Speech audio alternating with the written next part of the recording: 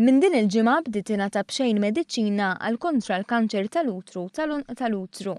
Din hija r-raba' mediċina għal kontra l-kanċer li qed tingħata bl-ħlas lill-pazjenti kollha li jbagħtu b'din il-marda.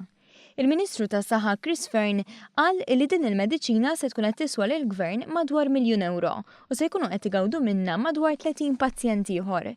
Il-Kapu Uffiċjal Mediku Denis Vella Baldacchino tkellem dwar il-benefiċċji ta' din il-mediċina l-ġdida. Din hija mediċina oħra li ġiet illonċjata dil-ġimgħa stess, prattikament di ħadd ittargetja nisa li jbagħtu bil-kanser tal-utru u tal-utru, ma tfissirx li kull każ ħajjeħdu lilhom, imma skont l-indikazzjoni li jagħtu t-tobba. Bejwet ieħor nismaw li jkollna sa massimu ta' 30 persuna fis-sena.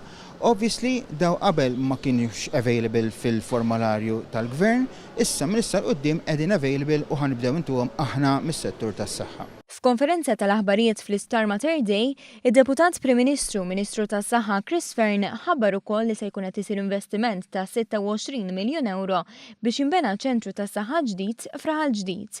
Dan il-proġett se jgħin biex Malta tkompli tejjeb il-qasam tas-saħħa wara l-istudju mill-kumpanija rinomata Lancet klassifikat lil Malta fi 8 post minn 180 pajjiż fil-qasam tas-saħħa. Dawn il-5 snin il-Gvern jrid jagħti spinta kbira il-qasam primarju ġifieri l-kura fil-komunità, fiċ-ċentri tas-saħħa tagħna u mat-tobba tal-familja.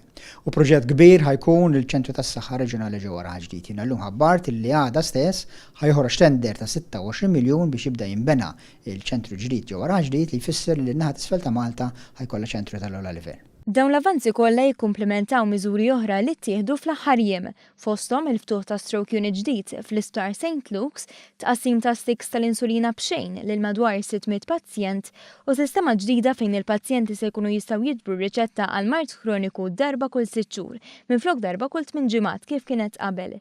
B'116 tabib u 159 infermier ġdid li ġew impjegati mal-Gvern f'dawn l-aħħar xhur jidher li se jkun hemm aktar ħin allokat għal professjonisti mediċi u jingħata servizz mill-aqwa lill-pazjenti kollha.